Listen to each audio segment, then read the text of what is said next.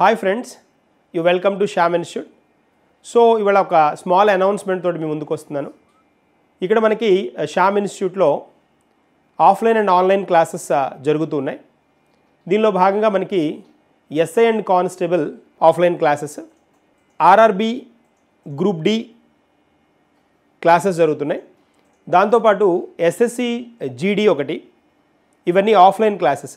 వీటితో పాటు ఆన్లైన్లో మనకి పీసీ మెయిన్స్ టెస్ట్ సిరీస్ జరుగుతోంది. వీటితో పాటు మనకి RRB group D mission 100 test series జరుగుతోంది. దీంతో పాటు మనకి డిఎస్సి ఎస్జిటి మరియు డిఎస్సి స్కూల్ అసిస్టెంట్స్ టెస్ట్ సిరీస్లు జరుగుతున్నాయి. కాబట్టి వీటిని ఎవరెవరైతే విద్యార్థులు ఇంట్రెస్ట్ ఉన్న విద్యార్థులు ఎవరైతే ఉంటారో వీటికి ఎన్రోల్ అయ్యి వాటిని ఉపయోగించుకుంటారని అనౌన్స్మెంట్ అనమాట. సో దాన్ని మన క్లాస్ స్టార్ట్ చేద్దాం. దీనిలో మనకి ఇవాళ కరెంట్ అఫైర్స్ కనుక మనం చూస్తే 20 మార్చి కరెంట్ అఫైర్స్ మనం డిస్కస్ చేస్తున్నాం. దీనిలో భాగంగా మనకి అంతర్జాతీయ సంతోష దినోత్సవం గురించి మనం డిస్కస్ చేద్దాం. రాష్ట్ర ప్రభుత్వ గౌరవ సలహాదారులుగా ఎంపికైన వ్యక్తుల గురించి మాట్లాడదాం. ఐఐహెచ్ఎల్ చేతికి రిలయన్స్ క్యాపిటల్ ఇది ఎక్వైర్ చేసిందనమాట. ఎక్వైర్ చేసింది ఐఐహెచ్ఎల్. ఏంటో అనేది చూద్దాం ఒకసారి. తర్వాత కంటోన్మెంట్ కాన్స్పిరసీ అనే పుస్తకం రాశారు. దీని గురించి ఒకసారి డిస్కస్ చేద్దాం. తర్వాత ఒక దేశంలో అత్యవసర పరిస్థితి నడుస్తోంది. ఆ అత్యవసర పరిస్థితిలో ఉన్న దేశం ఏదో చూద్దాం. దీంతోపాటు ఇంకొన్ని అడిషనల్గా కొన్ని అంశాలను కూడా డిస్కస్ చేద్దాం. ముందుగా మనం పొగాకు బోర్డుకి ఈడీగా విశ్వశ్రీ బాధ్యతలు స్వీకరించారు.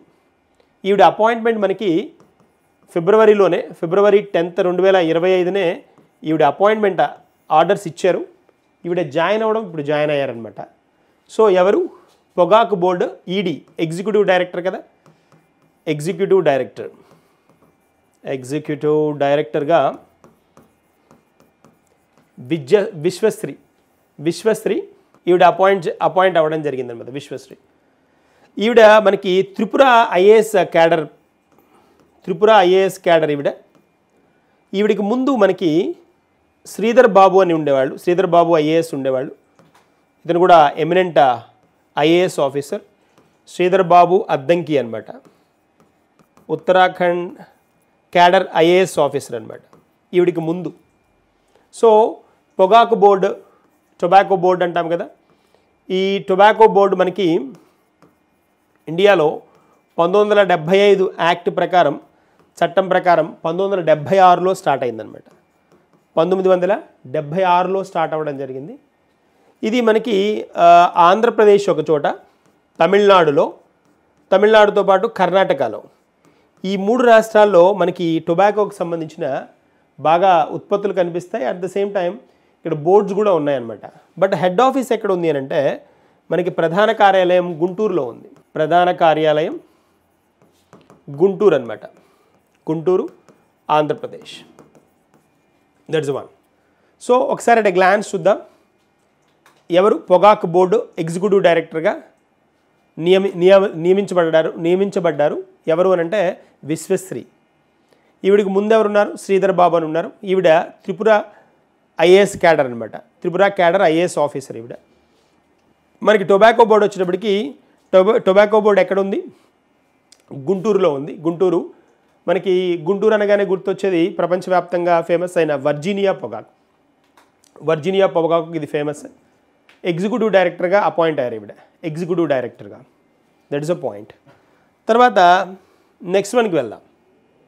ఇక్కడ చూడండి, ఈరోజు 2 స్పెషల్ డేస్ ఉన్నాయి. అంతర్జాతీయ సంతోష దినోత్సవం ఒకటి, ఇంటర్నేషనల్ హ్యాపీనెస్ డే అంటాం. ఇదొక డేతో పాటు మనకి వరల్డ్ స్పారో డే కూడా ఉంది. ఈ అంతర్జాతీయ సంతోష దినోత్సవాన్ని మనకి United nations general assembly, UNGA అని ఉంటుంది, ఐక్యరాజ్య సమితి సాధారణ సభ అంటారు.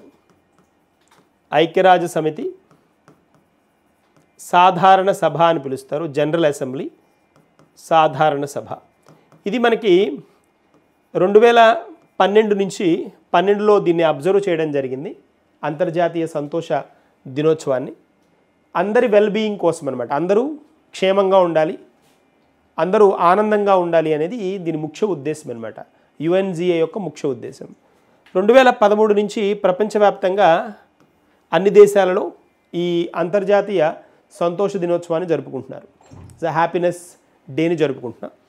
సో 2013 నుంచి అనమాట.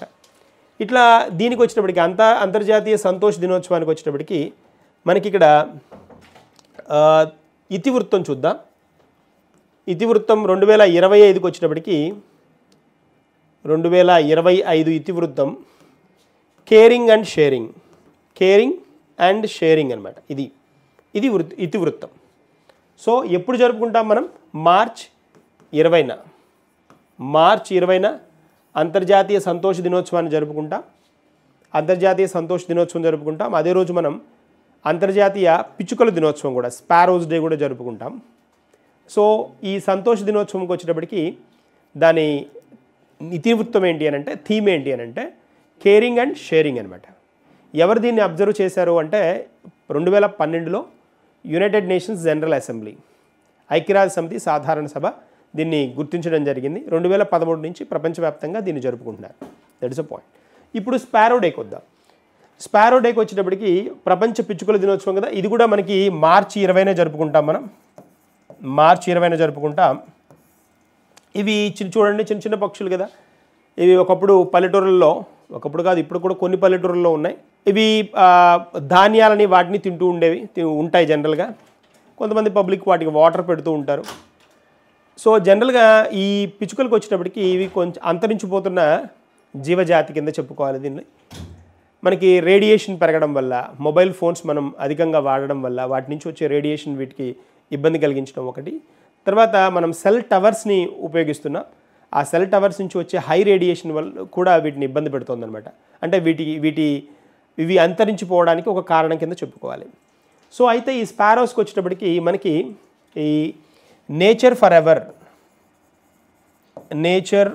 ఎవర్ అనే సొసైటీ ఒకటి ఉంది. వీళ్ళు 2010 నుంచి వీటిని ప్రొటెక్ట్ చేయడానికి, అంటే వీటి జాతి అంతరించిపోకుండా ఉండడానికి తగిన చర్యలు తీసుకుంటున్నారనమాట. ఎవరు? నేచర్ ఫర్ ఎవర్ సొసైటీ అనమాట. ఎప్పటి నుంచి? 2010 నుంచి. చాలా స్పెషల్గా వీటికి కేర్ తీసుకుంటున్నారు. దీని ఇతివృత్తం వచ్చేటప్పటికి మనకి 2025 దీని ఇతివృత్తం కనుక మనం చూసామనుకోండి,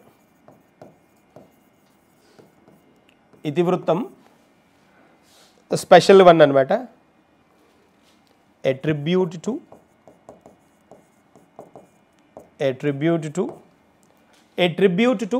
నేచర్స్ టినీ మెసెంజర్స్, ఇది ఇతివృత్తం అనమాట. సో ఇక్కడ మనం 2 డేస్ గురించి చెప్పుకున్నాం. దీనిలో స్పారో డే థీమ్ ఇతివృత్తం వచ్చేటప్పటికి a tribute to nature's tiny messengers. Tiny అంటే చిన్న కదా, టైనీ మెసెంజర్స్ అనమాట. ఇది ఇతివృత్తం. మార్చి 20న జరుపుకుంటాం. ఎవరు దీన్ని ఈ జాతి అంతరించిపోకుండా ప్రొటెక్ట్ చేయడానికి 2010 నుంచి హోల్డ్ చేస్తున్నారు, దానికి హెల్ప్ చేస్తున్నారు అని అంటే నేచర్ ఫర్ ఎవర్ సొసైటీ వాళ్ళు అనమాట. సో ఇంపార్టెంట్ వన్ ఇది. దీని ఇతివృత్తం గురించి చెప్పుకున్నాం. తర్వాత ఇంకొక పాయింట్ యాడ్ చేస్తాను. మనకి ఇలాంటి ఇంపార్టెంట్ డేస్ ఉన్నప్పుడు స్పెషల్గా క్వశ్చన్ అడుగుతాడు. ఎలా అడుగుతాడు? మనం ఇదంతా ఇన్ఫర్మేషన్ విన్నాం కదా, ఇప్పుడు కొన్ని స్పెషల్ పాయింట్స్ కూడా చెప్పుకోవాలి. ఢిల్లీ స్టేట్ బర్డ్ కింద మనకి స్పారో ఉందన్నమాట. హౌస్ స్పారో అంటారు, ఇంటి పిచ్చుక అంటారు. హౌస్ స్పారోని ఢిల్లీ స్టేట్ యొక్క స్టేట్ బర్డ్ అనమాట. అది కూడా ఇంపార్టెంట్ పాయింట్. కింది వాటిలో ఏ కేంద్రపాలిత ప్రాంతం లేదా రాష్ట్రానికి హౌస్ స్పారో అనేది లేదా పిచ్చుక అనేది స్టేట్ బర్డ్గా ఉంది బర్డ్గా ఉంది అని అడుగుతాడు. That is Delhi state bird. ఎందుకు వాళ్ళు స్టేట్ బర్డ్గా దీన్ని ఇంట్రడ్యూస్ చేశారు అని అంటే, ప్రవేశపెట్టారంటే అందరికీ అవగాహన కలిగించాలి, ఇవి ఎంత ముఖ్యమో మన జీవ వైవిధ్యానికి అనే దాన్ని తెలియచేయడానికి ఇంట్రడ్యూస్ చేశారనమాట. That is a point. So ఇక్కడ మనం ఇంటర్నేషనల్ హ్యాపీనెస్ డే గురించి చెప్పుకున్నాం, సంతోష దినోత్సవం గురించి చెప్పుకున్నాం. దీని ఇతివృత్తం ఏంటి? కేరింగ్ అండ్ షేరింగ్ అనమాట. That is one. నెక్స్ట్ వన్కి మూవ్ అవుదాం. ఇక్కడ చూడండి, ప్రభుత్వ గౌరవ సలహాదారులుగా, అంటే అడ్వైజర్స్గా, గవర్నమెంట్ అడ్వైజర్స్గా ఈ 4 పేర్లని ఇంట్రడ్యూస్ చేయడం జరిగింది. సుచిత్ర ఎల్లా, సోమనాథ్ అండ్ సతీష్ రెడ్డి, కేసీపీ గాంధీ. మనకి ఈ సుచిత్ర ఎల్లా వైఫ్ అండ్ హస్బెండ్ చాలా స్పెషల్ మనకి, ఎందుకంటే భారత్ బయో కోవిడ్ టైంలో వీళ్ళ సేవలు చాలా స్పెషల్ సేవలు అనమాట. అందుకని వాళ్ళకి పద్మవిభూషణ్ కూడా ఇవ్వడం జరిగింది స్పెషల్గా. సో సుచిత్ర ఎల్లా ఆవిడ ఇప్పుడు ఇక్కడ ఏం చేయబోతున్నారంటే సలహాదారుగా ఆవిడ చేనేత ఉంటాయి కదా, చేనేత పరిశ్రమలకు సంబంధించిన యాక్టివిటీస్ మీద ఫోకస్ చేయబోతున్నారు అనమాట.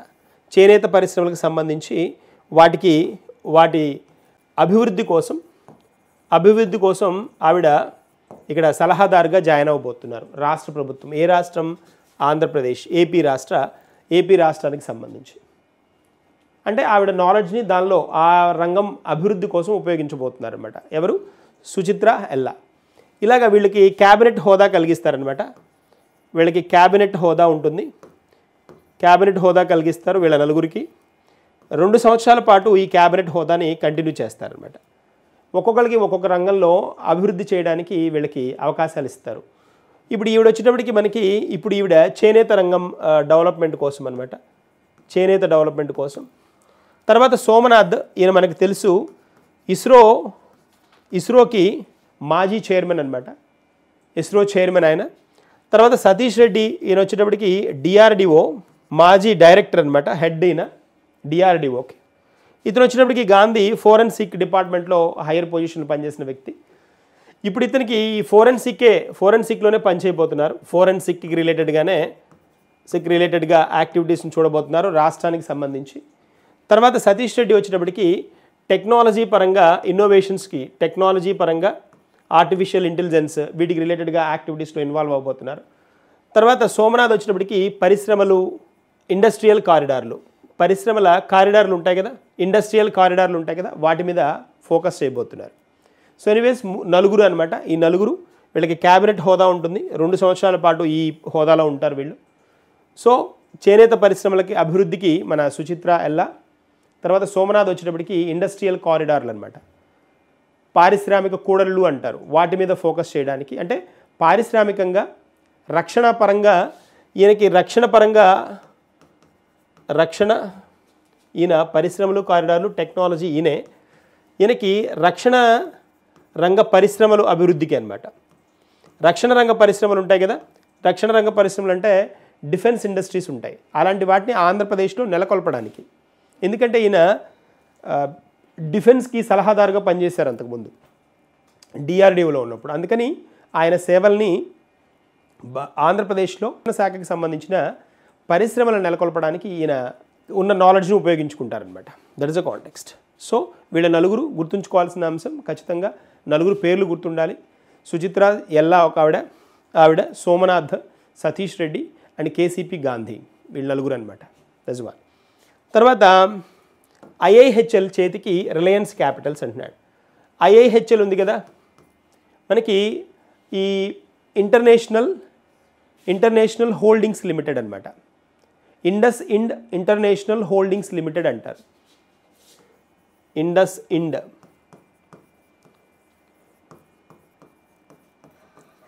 Holdings limited.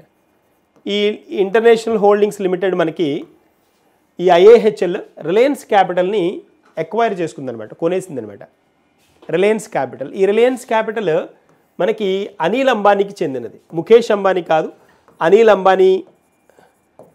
అంబానీ చేతిలో ఉందన్నమాట. అనిల్ అంబానీ, ముఖేష్ అంబానీ ఇద్దరు బ్రదర్స్ కదా. సో అనిల్ అంబానీకి సంబంధించిన కంపెనీ అనమాట రిలయన్స్ క్యాపిటల్. అతనిది జియో, తర్వాత పోతే రిలయన్స్ ఆయిల్, ఇవన్నీ వచ్చినప్పటికీ ముఖేష్ అంబానీ అనమాట. ఇది అనిల్ అంబానీకి చెందిన ప్రాపర్టీ ఇది రిలయన్స్ క్యాపిటల్ అనేది. దాన్ని ఎక్వైర్ చేసుకుందనమాట, అది న్యూస్లో ఉంది మనకి. తర్వాత నెక్స్ట్ వన్కి వెళ్దాం. ఇది ఒకసారి చూడండి. రాష్ట్రంలో పెరిగిన బాలికల జనన నిష్పత్తి పెరిగింది అంటున్నాడు. ఏ సంవత్సరానికి అంటే 2023-24కి అంటున్నాడు. జనన నిష్పత్తి ఏ రాష్ట్రంలో? ఆంధ్రప్రదేశ్లో పెరిగింది అంటున్నాడు. మొత్తం జాతీయ స్థాయిలో నేషనల్ లెవెల్లో సరాసరి ఎంత ఉంది అని అంటే, జాతీయ స్థాయిలో ఉన్న సరాసరి 930 అనమాట. 930 ప్రతి 1000 మంది బాలురికి 930 మంది బాలికలు ఉన్నారనమాట. పాయింట్ అది. అంటే 1000 మంది బాలురకు ఎంతమంది బాలికలు జనన నిష్పత్తి అనేది చెప్తున్నాడు, ఎంతమంది పుడుతున్నారు అని. 1000 మంది బాలురకు దేశం యొక్క యావరేజ్ ఎంత ఉందంటే 930 ఉంది. 930 మంది బాలికలు ప్రతి 1000 మంది బాలురకు పుడుతున్నారు అనేది కౌంట్ అనమాట. అయితే ఇక్కడ ఆంధ్రప్రదేశ్ ఏంటి అని అంటే 2014-15 921 ఉండేది, అది 2023-24కి 944 అయిందనమాట. 944 అయింది, పెరిగింది అని అంటున్నాడు. గుడ్ నెంబర్, గుడ్ టర్న్ అది. అట్లాగే టాప్ పొజిషన్లో ఉన్న స్టేట్స్ ఏంటి అని అంటే ఈ 3 స్టేట్స్లో టాప్గా ఉన్నాయి. ఏవేవి? గోవా ఒకటి, త్రిపుర అండ్ అరుణాచల్ ప్రదేశ్. ఇందాక త్రిపుర చెప్పుకున్నాం, త్రిపుర క్యాడర్ ఐఏఎస్ ఆఫీసర్ చెప్పుకున్నాం. ఎవరావిడ? విశ్వశ్రీ మనకి టొబాకో బోర్డుకి ఎగ్జిక్యూటివ్ డైరెక్టర్గా వచ్చింది అనుకున్నాం కదా. That is a context. ఇలా రీకాల్ చేసుకుంటూ ఉంటే గుర్తుంటాయి ఈజీగా. That is a one. So ఈ 3 స్టేట్స్ టాప్లో ఉన్నాయన్నమాట. గుర్తుంచుకోవాల్సినవి గోవా ఒకటి, త్రిపుర, అరుణాచల్ ప్రదేశ్. వీటిలో చూడండి 977 ప్రతి 1000 మంది బాలురకి 977 బాలికలు ఉన్నారు. త్రిపురలో 973 ఉన్నారు, ఇక్కడ 971 ఉన్నారు. That is a part. మన జాతీయ స్థాయిలో ఎంతమంది ఉన్నారు అని అంటే 930. ఆంధ్రప్రదేశ్లో 921 2014-15కు ఉండేవాళ్ళు, అది 944 అయింది 2023-24 సంవత్సరానికి. అదే కదా, ఈ 3 స్టేట్లు టాప్లో ఉన్నాయి. ఈ పాయింట్స్ గుర్తుండాలి మనకి, ఎగ్జామ్కి అవసరమయ్యే పాయింట్స్ అవి. ఓకే, సో ఈ స్టాటిస్టిక్స్ గుర్తుంచుకోండి. ప్రతి 1000 మంది బాలులకి ఉన్న బాలికల సంఖ్య అనమాట. ఆంధ్రప్రదేశ్లో పెరిగింది, ఏపీలో పెరిగింది, ఇవి టాప్లో ఉన్నాయి స్టేట్స్. మరి లీస్ట్ ఉన్న స్టేట్స్ ఏంటి? బీహార్ అన్నిటికంటే లక్షద్వీప్ తక్కువ, తర్వాత అండమాన్ నికోబార్. లక్షద్వీప్లో వచ్చేటప్పటికి 1000 మంది బాలులకి 1000 మందికి 831 ఉన్నారు, 831 ఉన్నారు. ఇది తగ్గిపోయింది ఇక్కడ.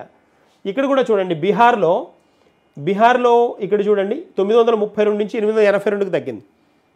అంటే వీటికి కారణం ఏముండాలి? భ్రూణ హత్యలు ఉంటాయి కదా. అంటే జనరల్గా మనకి బాలికల నిష్పత్తి అంటున్నాం. ఒకప్పుడు ఎలా ఉండేది? బాలికల్ని పుట్టడమే ఇష్టంగా ఉండేవాళ్ళు కాదు. కానీ ఇప్పుడు ఏమవుతుందంటే ఆ స్టైల్ పెరుగుతోంది. బాలికలనే పాజిటివ్గా అంటే ప్లస్ అన్నట్టుగా సింబల్గా ఆహ్వానిస్తున్నారనమాట, స్పెషల్గా ట్రీట్ చేస్తున్నారు.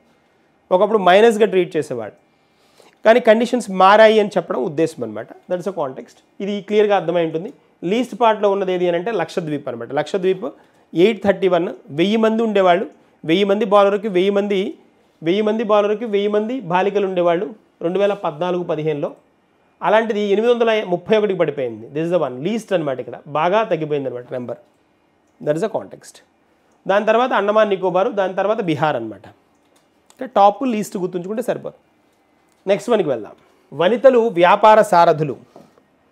విమెన్ వ్యవస్థాపకులు ఉంటారు కదా, ఎంటర్ప్రెన్యూర్స్ అంటారు. వ్యవస్థాపకులు అంటే జనరల్గా ఏ దేశాలలో మహిళలు ఎంత పర్సంటేజ్ వ్యవస్థాపకులు ఉన్నారు, ఎంటర్ప్రెన్యూర్స్ ఉన్నారు, మొత్తం పబ్లిక్లో ఎంత పర్సంటేజ్ వ్యవస్థాపకులు ఉన్నారు అనేది ఈ కాంటెక్స్ట్ అనమాట. అంటే ఏంటి? ఏదో ఒక జాబ్ కోసం వెయిట్ చేయకుండా వాళ్ళ బిజినెస్ వాళ్ళు స్టార్ట్ చేసుకొని వాళ్ళ కాళ్ళ మీద వాళ్ళు నిలబడమే కాకుండా వేరే వాళ్ళకు కూడా ఉపాధి కలిగించే అవకాశం ఉంటుంది వ్యవస్థాపకులుగా మారితే. అలాగా మనకి 2024 నాటికి ప్రపంచ దేశాల్లో వ్యాపారవేత్తలుగా ఉన్న మహిళల్ని మనం ఇక్కడ డిస్కస్ చేయబోతున్నాం. దానిలో హయ్యెస్ట్ ఉన్నది ఎక్కడ అంటే ఏ కంట్రీ అంటే మనకి ఓవరాల్గా హయ్యెస్ట్ ఉన్నది ఈక్వెడార్ అనమాట. ఈక్వెడార్లో 32% వీళ్ళే ఉన్నారు. 32% వ్యాపారవేత్తలుగా మహిళలు ఉన్నారనమాట. మహిళలు రాణిస్తున్నారు. 32% అంటే చాలా వెరీ గుడ్ నెంబర్. 33 అనుకోండి, 33 అంటే 1/3, 1/3 వంతు 33.33% అన్నట్టు, చాలా మంచి నెంబర్ అన్నట్టు. దాదాపుగా ఈక్వెడార్ హయ్యెస్ట్ అయితే, రెండవది సౌదీ అరేబియా ఉంది 23.2%, మూడవది గ్వాటెమాలా ఉంది 21.4%. ఇవి 3 టాప్ పొజిషన్స్ అనమాట. Ecuador, Saudi Arabia, Guatemala. దీనిలో సౌదీ అరేబియా స్పెషల్, ఎందుకనంటే అవి గల్ఫ్ నేషన్స్. జనరల్గా ఈ గల్ఫ్ దేశాలు ఏవైతే ఉంటాయో జనరల్గా మహిళలను బయటికి రానివ్వరు. అలాంటి దేశాల్లో వ్యాపారవేత్తలు ముందుకు వస్తున్నారు. అది ప్రపంచంలో 2వ స్థానం అంటే చాలా గ్రేట్, చాలా గ్రేట్. తర్వాత 4వ స్థానంలో థాయిలాండ్ ఉంది, 5వ స్థానంలో జోర్డాన్, 6వ స్థానంలో అమెరికా, మన భారతదేశం 7వ స్థానంలో ఉంది. భారత్ 7వ స్థానంలో ఉంది. ఇక్కడ భారత్ 7వ స్థానం. ఎంతమంది ఉన్నారు అంటే 10.3% మంది ఉన్నారు. పర్సంటేజ్ వైజ్ 10.3% మంది. దక్షిణ కొరియా 8.9, జర్మనీ 8.5, స్వీడన్ వచ్చినప్పటికీ 6.2% మంది ఉన్నారు. ఇది అనమాట భారతదేశం ర్యాంక్ గుర్తుండాలి, టాప్ 3 గుర్తుండాలి. అయితే ఇక్కడ హడావుడి అంటే ఇక్కడ స్పెషల్ థింగ్ ఏంటి అని అంటే చైనా వచ్చినప్పటికీ 11వ స్థానంలో ఉంది.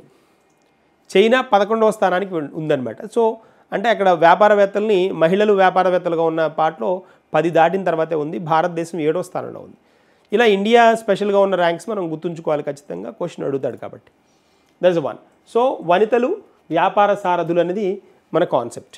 నెక్స్ట్ వన్కి వెళ్దాం. ఇంకో కాన్సెప్ట్ చూద్దాం. ఇక్కడ చూడండి, ఉపాధి హామీలో ఏపీ నెంబర్ 1 అంటున్నాడు. అంటే ఉపాధి హామీలో ఏపీ నెంబర్ 1 అంటే ఎక్కువ మందికి కలిగించడమో ఇంకోటి కాదు. ఇక్కడ మనకు అర్థం కావాల్సిన అంశం ఏంటి అంటే ఏబిపిఎస్ అర్థం అవ్వాలి. ఏబిపిఎస్ అనే ఒక సిస్టమ్ ఉంటుంది. అంటే ఆధార్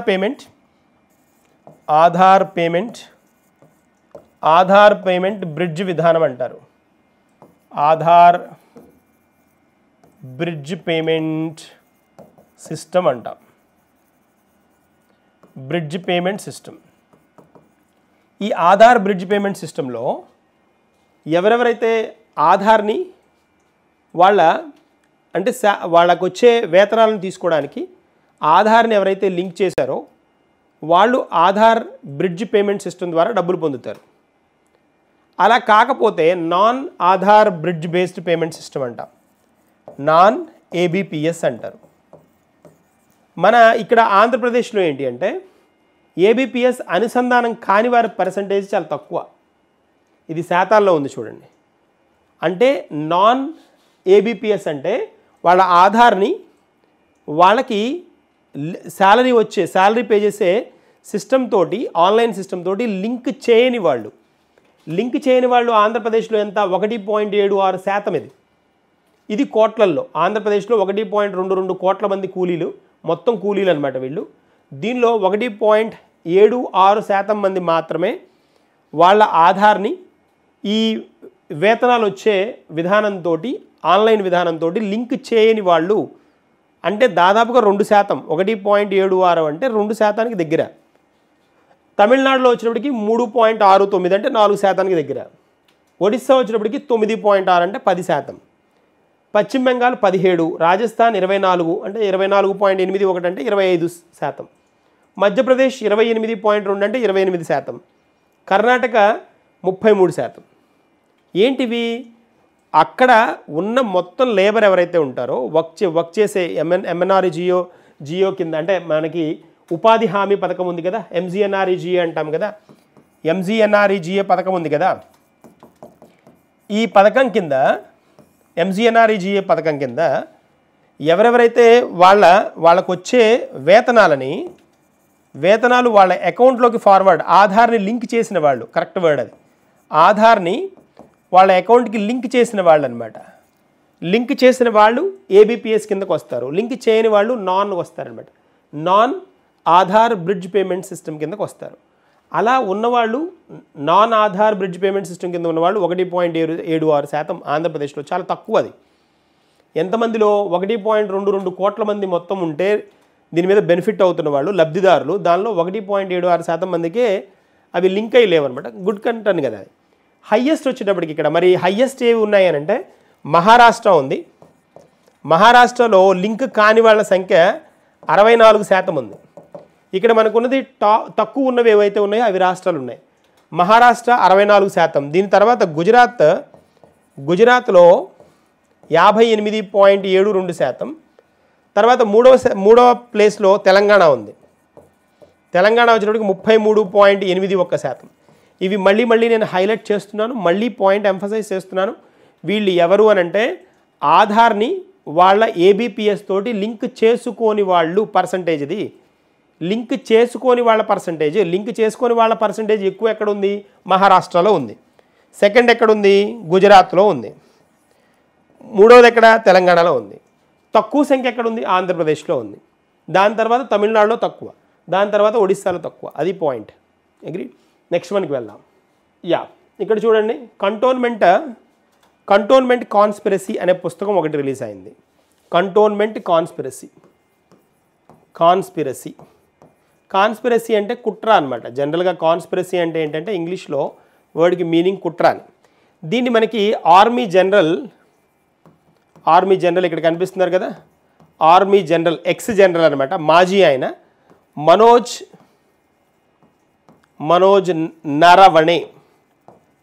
నారావణే అంటారు. మనోజ్ నారావణే ఈయన రాశారనమాట ఈ పుస్తకాన్ని. Cantonment conspiracy. కంటోన్మెంట్ అంటే ఈ ఆర్మీ వాళ్ళు ఉండే ప్లేసెస్ని కంటోన్మెంట్స్ అంటాం కదా, ఆ కంటోన్మెంట్లో ఏం కుట్ర జరుగుతుంది అనే దాన్ని పుస్తకం రాశారు. ఈ పుస్తక ప్రత్యేకత ఏంటి అంటే మనకి 70 సంవత్సరాలు దాటిన రక్షణ రంగ చరిత్రలో ఎవరు కూడా ఇలా అక్కడ ఏదో జరుగుతోంది, అక్కడ ఏదో కుట్ర జరుగుతోంది అని పుస్తకం రాసిన వాళ్ళు లేరు. ఈయనే మొదటి వ్యక్తి. మన 70 సంవత్సరాలు దాటిన మన ఆర్మీ జనరల్స్లో ఎంతోమంది ఉంటే దానిలో ఎవరు వీటి మీద పుస్తకం రాయలేదన్నమాట. కంటోన్మెంట్స్ గురించి ఈయన రాశారు. కంటోన్మెంట్ కాన్స్పిరసీ అని ఈ పుస్తకం రాయడం జరిగింది. సో దీన్ని ఆర్మీ జనరల్ మనోజ్ నారావణే రాశారు. పుస్తకం పేరు కంటోన్మెంట్ కాన్స్పిరసీ. తర్వాత నెక్స్ట్ వన్కి వెళ్దాం. ఇండోర్లో ప్రారంభించనున్న భారతదేశపు మొట్టమొదటి PPP green waste processing plant. Green waste అంటే ఏముండొచ్చు, ఆకులు కానీ ఇలాంటి కొమ్మలు, ఎండిపోయిన చెట్లు, ఇలాంటి వాటన్నిటిని ఏం చేస్తారంటే ప్రాసెస్ చేస్తారు, శుద్ధి చేసి వాటి నుంచి ఏం చేస్తారు అంటే వాటి నుంచి దాన్ని గ్రీన్ వేస్ట్ ఏదైతే ఉందో గ్రీన్ వేస్ట్ నుంచి ప్రాసెస్ చేస్తే గ్రీన్ వేస్ట్ని ప్రాసెస్ చేసే ప్లాంట్ని, ఆ వ్యవస్థని ఇంట్రడ్యూస్ చేశారు. ఎక్కడ అంటే మనకి ఇండోర్లో చేశారనమాట. ఇండోర్ మధ్యప్రదేశ్ కదా, మధ్యప్రదేశ్ చాలా స్పెషల్గా చెప్పుకోవచ్చు దీన్ని. ఎందుకు అని అంటే సాలిడ్ వేస్ట్ ఇలాంటి వేస్ట్ని మేనేజ్ చేయడానికి మొట్టమొదటిది భారతదేశంలో ఇండోరే. అందులో కాకుండా ఈ ఇండోర్లోనే ఎందుకు ఇంట్రడ్యూస్ చేశారంటే ఇండోర్ క్లీనెస్ట్ సిటీ, పరిశుభ్రమైన నగరం అనమాట. చాలాసార్లు మనకి స్వచ్ఛ భారత్ సర్వేక్షణలో కూడా అవార్డు వచ్చిన సిటీ అనమాట అది. ఇది Indore. So Indore Madhya Pradesh, green waste processing plant ఎక్కడ, ఇండోర్లో. That's one. తర్వాత నెక్స్ట్ వన్కి వెళ్దాం. పెరు దేశ అత్యవసర పరిస్థితిని అనౌన్స్ చేశారు ఇక్కడ ఈ దేశంలో. పెరు అనేది మనకి సౌత్ అమెరికన్ దేశం అనమాట. సౌత్ అమెరికాలో అర్జెంటీనా, బ్రెజిల్, పెరు, చిలీ ఇలా ఈ దేశాల దగ్గరదే అనమాట. అది అంటే వెస్ట్ డైరెక్షన్లో ఉంటుంది అనమాట, వెస్ట్ పార్ట్లో పడమర వైపు ఉంటుంది. సో ఇది మనకి సౌత్ అమెరికన్ దేశం కింద చెప్తాం. సౌత్ అమెరికాలోది, దక్షిణ అమెరికాలోని భాగంగా చెప్తాం పెరుని. ఈ పెరు అత్యవసర పరిస్థితిని ప్రకటించింది. రీజన్ ఏంటి అని అంటే వీళ్ళ దేశంలో చాలా ఫేమస్ సింగర్ ఒక ఆవిడ ఉన్నారు. ఆవిడ్ని బస్సులో వెళ్తుండగా చంపేశారనమాట. ఆవిడ్ని బస్సులో వెళ్తుండగా కాల్చి చంపేస్తారు. దాంతో అక్కడ ఉన్న ప్రజలు ఏంటి అని అంటే అక్కడ ఉన్న ప్రజలు గవర్నమెంట్కి ఎగెనెస్ట్గా శాంతి భద్రతల లోపం కింద భావించి ప్రభుత్వానికి వ్యతిరేకంగా నినాదాలు చేసి గొడవ చేయడం వల్ల వాళ్ళు ఏం చేశారు అంటే అత్యవసర పరిస్థితిని అనౌన్స్ చేశారు. పెరు అడుగుతాడు, అలాగే ఏ దేశంలో అని అడుగుతాడు. పెరు దేశంలో. పెరు రాజధాని లిమా. పెరు దేశ రాజధాని లిమా. పెరు కరెన్సీ వచ్చేటప్పటికి పెరువియన్ సోల్ అనమాట. SOL అంటాం, పెరువియన్ సోల్. ఇది కరెన్సీ అనమాట. రాజధాని ఏంటి, రాజధాని లిమా. కరెన్సీ వచ్చేటప్పటికి పెరువియన్ సోల్. ఈవిడ కనిపిస్తున్న ఆవిడ ప్రెసిడెంట్ అనమాట. ఈవిడే అనౌన్స్ చేశారు. ప్రెసిడెంట్ డైనా బోల్రేట్ అనమాట. డైనా బోలరేట్ ఈవిడ అధ్యక్షురాలు. ఏ దేశం, పెరు. సౌత్ అమెరికన్ నేషన్, దక్షిణ అమెరికాలో దేశం ఇది. దక్షిణ అమెరికాకు చెందిన దేశం, లేదా లాటిన్ అమెరికన్ దేశం అని కూడా అంటారు. లాటిన్ అమెరికా అన్న దక్షిణ అమెరికా అన్న ఒకటే. So that is a point. Next మనకి వెళ్దాం. Future of free speech index అంటే సూచి కదా.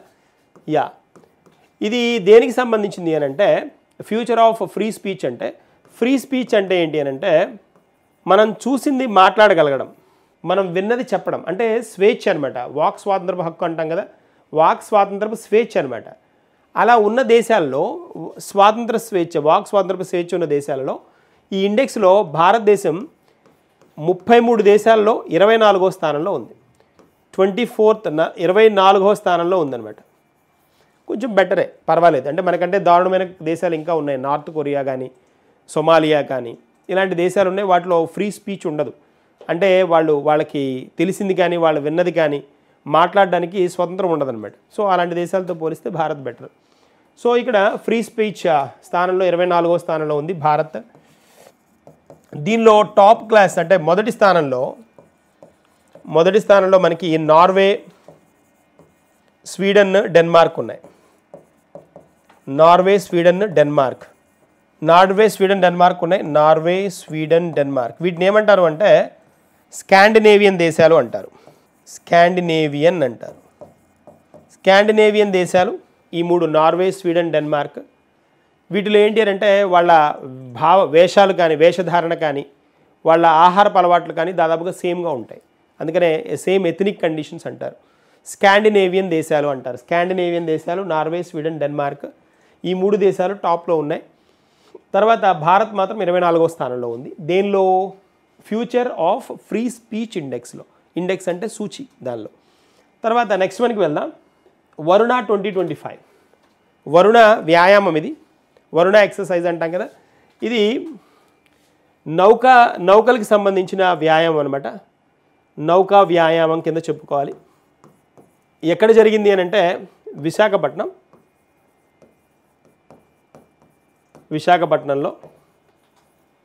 ఇది ఎవరికి సంబంధించింది అంటే నౌకలకు సంబంధించిన వ్యాయామం. ఏ దేశాల మధ్య? దేశాలు ఏవి అని అంటే ఇండియా మరియు ఫ్రాన్స్ మధ్య జరుగుతున్న ఎక్సర్సైజ్ వ్యాయామం ఇది. ఎన్నోవది అని అంటే ఎన్నోవ ఎక్సర్సైజ్ అంటే 23వ ఎడిషన్. 23వ ఎడిషన్ అనమాట. 23rd edition. ఎక్కడ? విశాఖపట్నం అనమాట. సో నౌకలకు సంబంధించిన వ్యాయామం ఏ దేశాల మధ్య అని అడుగుతాడు. Important one Varuna. ఏ దేశాలకు మధ్య? India and France. ఎన్నోవది? 23వ ఎడిషన్. ఎక్కడ జరుగుతోంది? విశాఖపట్నం. That's one. సో ఇవి మనకి ఇవాల్టి మన కరెంట్ అఫైర్స్. రేపటి సెషన్లో కలుద్దాం. ఇంకొన్ని కరెంట్ అఫైర్స్ డిస్కస్ చేద్దాం. Thank you and all the best.